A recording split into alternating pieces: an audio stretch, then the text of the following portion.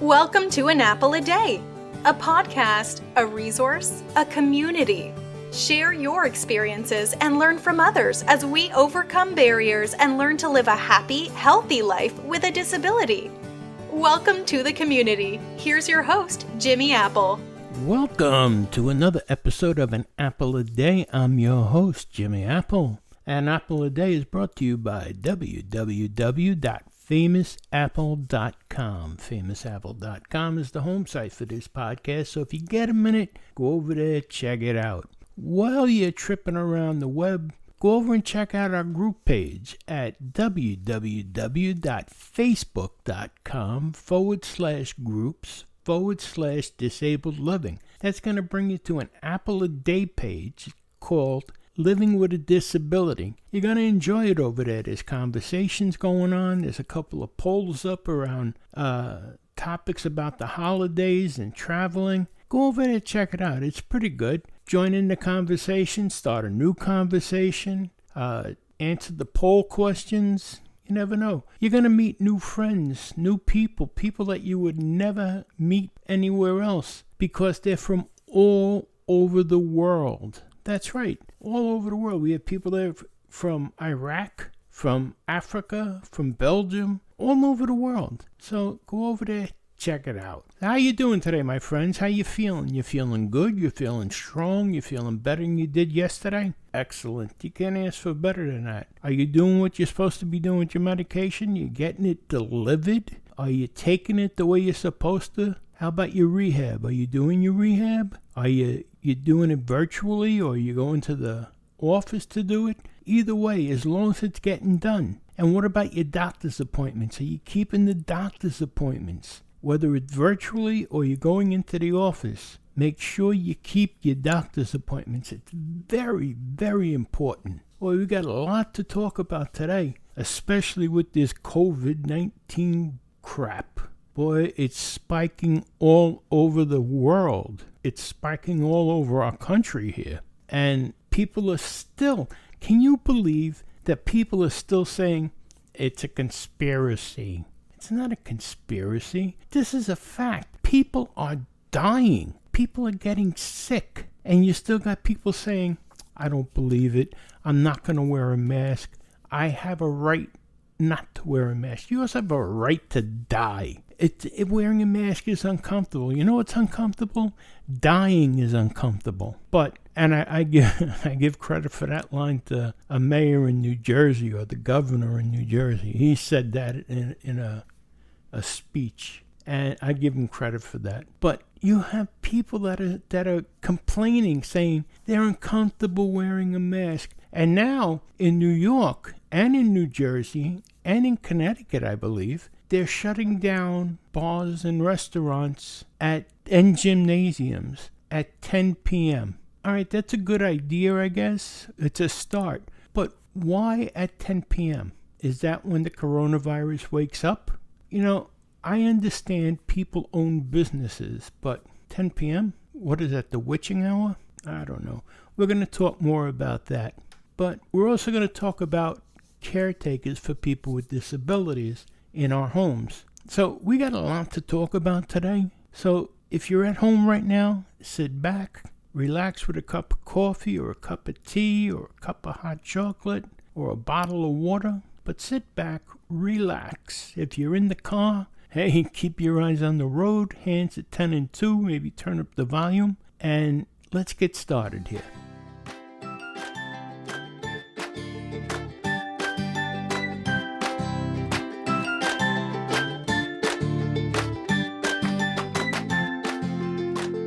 This coronavirus is vile and disgusting. And it's the second wave is here. The second wave is here. Today, it was reported that California, the state of California, has surpassed 1 million cases of COVID-19. That's second only to Texas, who has more than 1 million cases of COVID-19.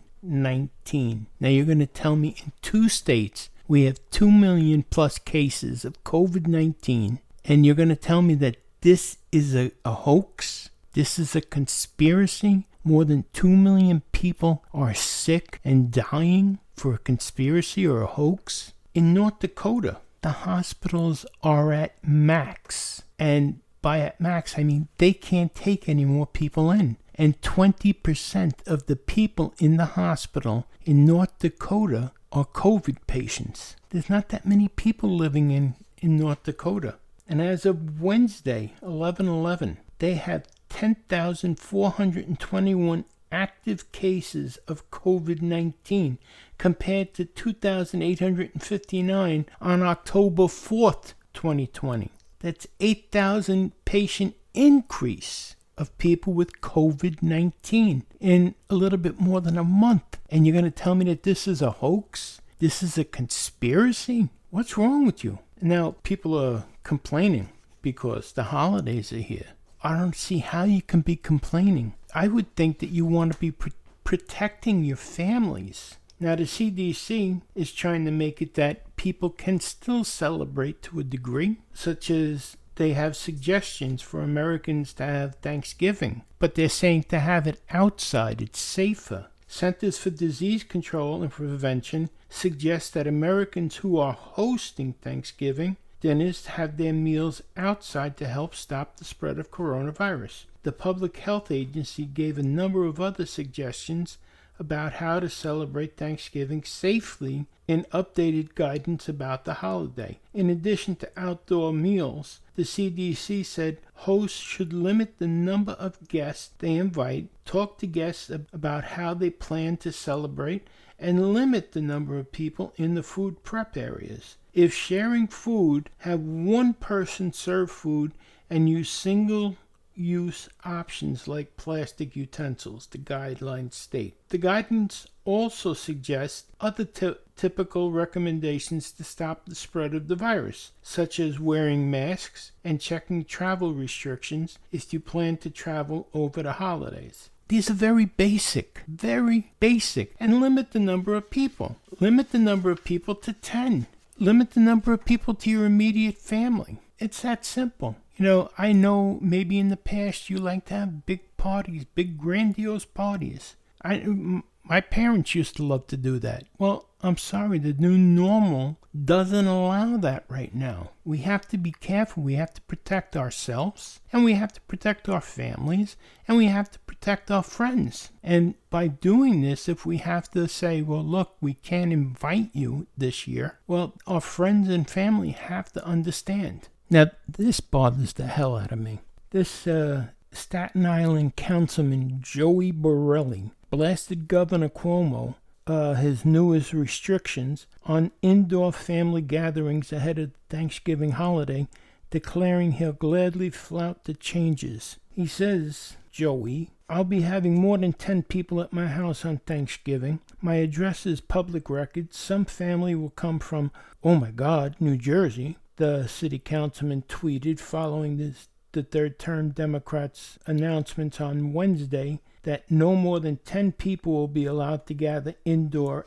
at once. Kids will see their grandparents, cousins will play in the yard, sis-in-law will bring strawberry rhubarb pie and a turkey that will be overcooked, he added. Cuomo's newest statewide order includes a 10 p.m. curfew for all bars, restaurants, and gyms in the state, effective today, November 13th. Reached separately by the Post, Borelli defended his position, arguing it's his job to question the executive branch, meaning Cuomo. This guy has no idea about management. You know, he's part of the management team in New York City, and management is supposed to put up a unified front. He may not agree with the rules, but he has to put up a unified front. He can question in private and try to change it from behind the scenes, but in public, he has to put up a unified front. That's management 101, you moron. I think there's a coronavirus problem everywhere in the city.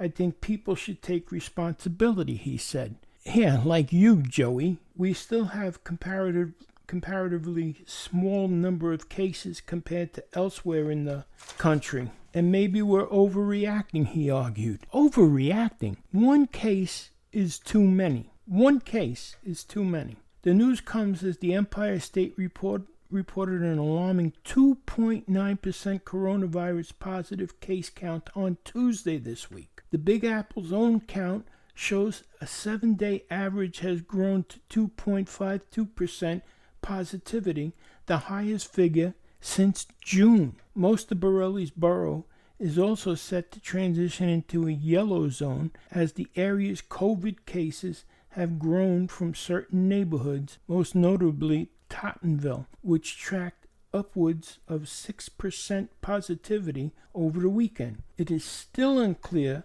when the new restrictions take effect, which include a 25% cap on gatherings indoor and outdoor public spaces, a 4-person table limit at bars and restaurants, and increased targeted virus testing in schools. Now, let me tell you something, Joey. The way the numbers are going up, if the numbers hit 3%, which they most likely will over the weekend here, New York City schools will be closed on Monday, and we'll be back to remote learning. So you can think of yourself as a rebel, but you're only becoming part of the problem, Joey. So maybe you shouldn't hold the councilman seat because you don't know what it means to be a councilman. You don't know what it means to be part of a management team. So you go play with your family and friends and let an adult take over your spot. Now, if you think Joey Borelli is bad, listen to this. The Mississippi governor says the state would not follow any potential national lockdowns. Get this, okay? The governor of Mississippi, Tate Reeves, said Thursday his state would not cooperate with any potential national economic lockdowns to curb the spread of the coronavirus, a news report said. Reeves was responding to a recent comment made by an advisor to President-elect Joe Biden that said the U.S. could manage the pandemic by locking down small to medium-sized businesses for up to 6 weeks. The governor, in a Facebook Live video, called the lockdown idea by Dr. Michael Osterholm totally and completely beyond reasonableness, the Mississippi Clarion Ledger reported. The people in Mississippi can't just go home and shut down their small businesses for 6 weeks and just think that you can come back in 6 weeks from now, flip a switch, and everything's going to be fine, Reeves said. Reeves said state and local governments should combat coronavirus with federal support. I don't believe that there is any constitutional or statutory authority for any president to shut down Mississippi's economy, he said. We will certainly fight that if it becomes necessary. What a moron, all right? He's willing to fight for the almighty dollar, but not for the life of his constituents. What a moron. And this is worse than a councilman who's going to have a Thanksgiving party. This is the governor of a state, and he thinks it's more important to keep little shops open instead of fighting the coronavirus. I tell you the truth, I wouldn't want to live in Mississippi. No offense to the people living there, but I would have no faith in the governor of Mississippi. None. Zilch. It's all well and good to say, well, I have to make money. Agreed, you have to make money. But what's more important, your health or making a couple of bucks? That's something that you have to weigh out. What's more important, for you to be around for your kids or for you to make a couple of bucks? You can always get unemployment. You can always get subsidies. But your kids can't get another father or another mother if you kick the bucket or if you catch this disease and you give it to them. Unbelievable. Unbelievable. And this is Tate Reeves putting the almighty dollar ahead of the health of the people of Mississippi. It's sickening. What is he looking to build up the tax coffers? Is that what the problem is? Are the tax dollars low in the state of Mississippi that he'll put people out there in the midst of a pandemic and say, go ahead, earn money, collect those taxes, pay it to the state. This way we have more money in the state. Is that what the deal is? That's sickening. Absolutely sickening. And Tate Reeves, you're another one that shouldn't be in office. If the almighty dollar comes before the people in your state, you shouldn't be in office. That's my opinion. Now, one more thing on this coronavirus, COVID-19. Today, Governor Cuomo orders restaurants, bars to close at 10 p.m. amid the COVID-19 uptick. That also includes gymnasiums. All right, somebody please explain to me why 10 o'clock. It makes no sense to me. Does the coronavirus wake up at 10 o'clock? Does the COVID-19 come out to play at 10 o'clock? If you're going to close at 10 o'clock, why not just close, period? We're not going to combat this coronavirus. We're not going to get rid of it by doing things half-assed. Closing at 10 o'clock, what good does it do? You still have the people gathering up until 10 o'clock. Does it make it any more safe if you make people go home at 10 o'clock? They've already gathered. They've already intermingled. I just don't understand the logic, the 10 o'clock logic. And anyone I've spoke to doesn't have an answer for this. So I'm asking you, if you have an answer for this, if you have a logical answer for this, and I'm not being funny about this, I'm not trying to make a joke out of it, believe me. But if you have some sort of answer for this, please go to the groups page and put your answer in there. Go to www.facebook.com/groups/disabled living. And it's going to bring you to an apple a day page, living with a disability, and just put an answer in there for why you think it's practical or logical to close down restaurants at 10 o'clock to combat COVID-19. I can't think of a logical reason. I think they should be closed, period. I don't think that we should have ever opened movie theaters. I don't think that we should have ever opened restaurants for eat-in. You want to do the takeout, continue to do the takeout. But to have eat-in, we still have the uptick in numbers. People are still dying from the COVID-19, and you're trying to force it in. I understand people want to open their businesses again, but it's just not safe. It's not safe. Now, I don't understand the mentality of people either that are dying to go out to a restaurant. Now, something else that bothers me is that in New York City, they're giving restaurants the okay to use city sidewalks. Now, any other business over the years were fined for using city sidewalks as part of their business because they were told it belonged to the taxpayers. Now you have restaurants falling out into the sidewalks and onto the street, and somehow we're supposed to go and pay top dollar to sit on a sidewalk and eat? Look, it's too convoluted.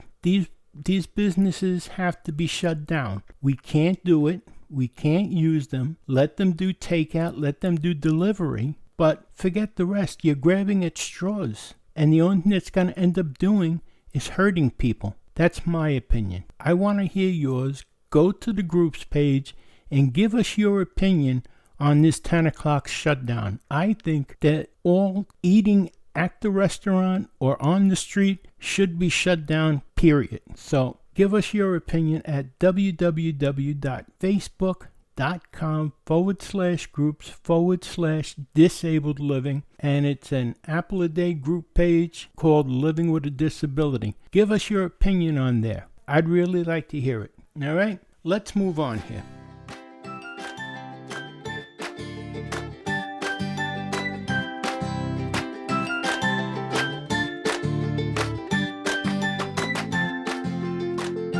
All right, the caretaker, also known as the caregiver. According to the dictionary, a caregiver or caretaker is a lay individual who assumes responsibility for the physical and emotional needs of another who is incapable of self-care. Nowhere in that description does it say that that individual is a maid or a flunky or chief bottle washer and cook or servant or slave. Now, a caregiver can be someone from an agency recommended by a hospital or a doctor's office. It can be a nurse. It can be a parent. It could be a grandparent. It could be a spouse. It could be a child, an adult child anyway. It could be a relative, cousin.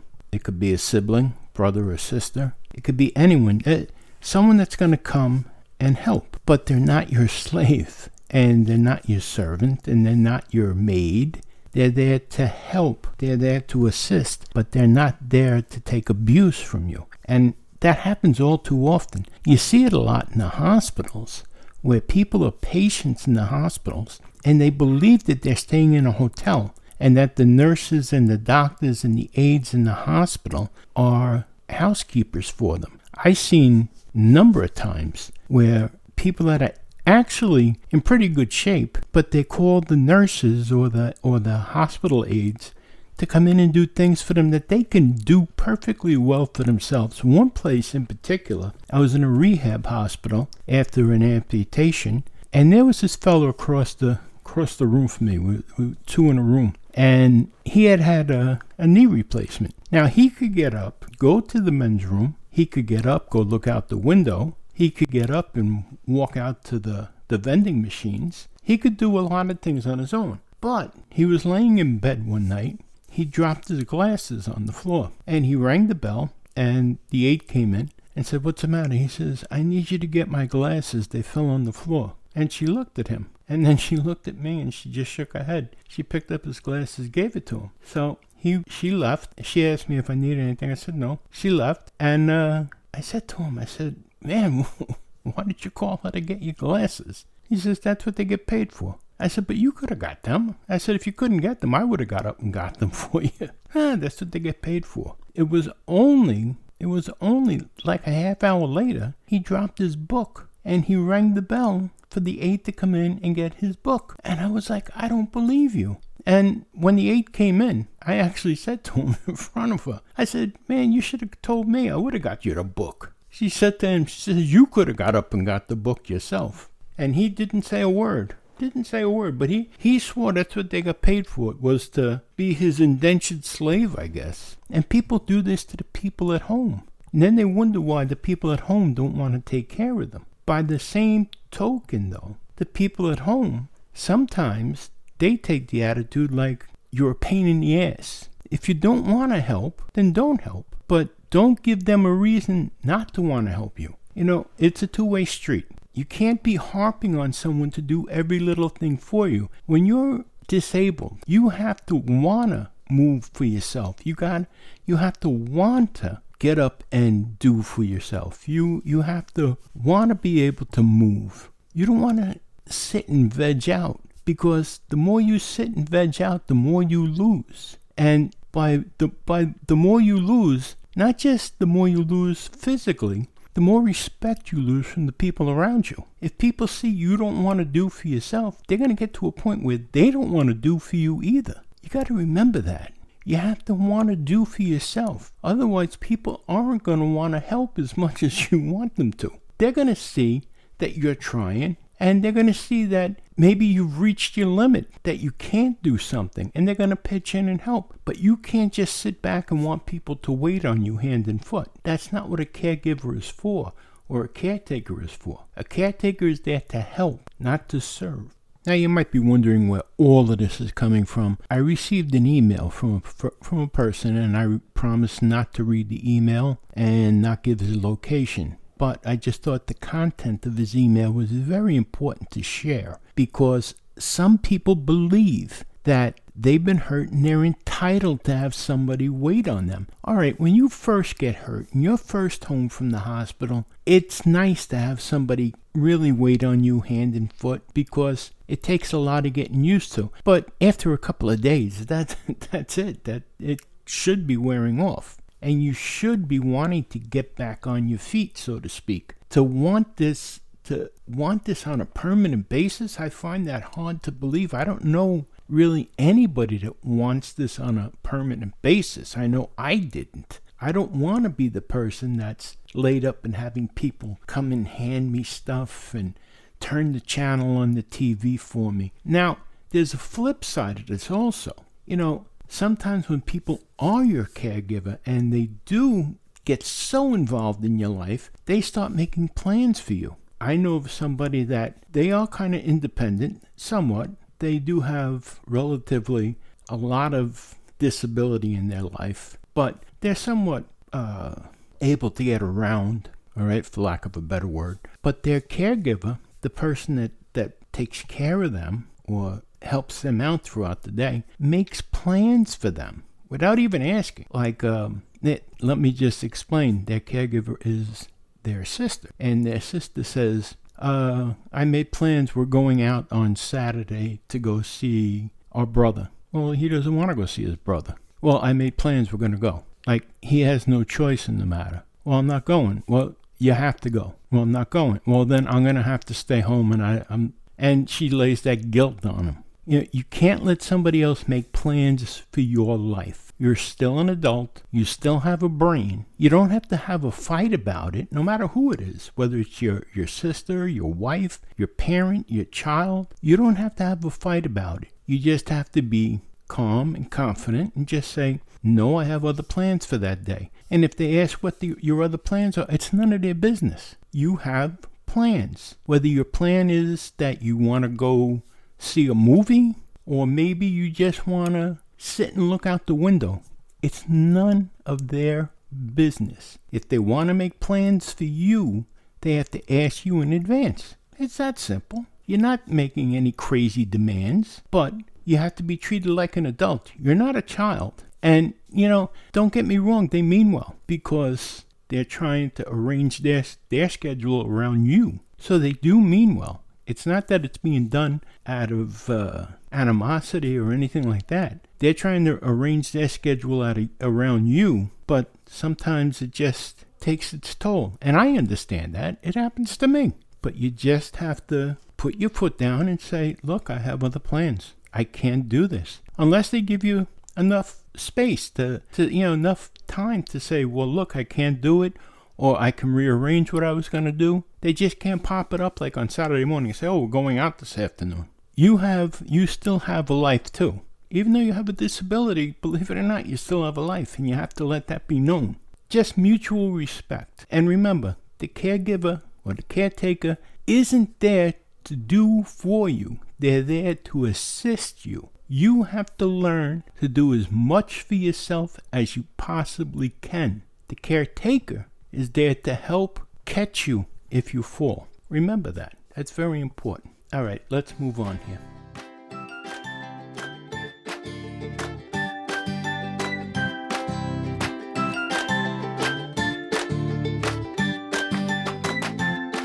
Well, that's a wrap for today, and I want to thank you for stopping by. We got a lot coming up on the next episode. You've been listening to An Apple a Day, and I'm your host, Jimmy Apple. And I want to remind you, my friends, nobody's ever gone blind by looking at things from the bright side. So give it a shot. Try it out. And remember this, very important, the best medicine for anything, for any illness, disease, or problem is laughter. Try it out. Have a good one, my friends. Talk to you soon.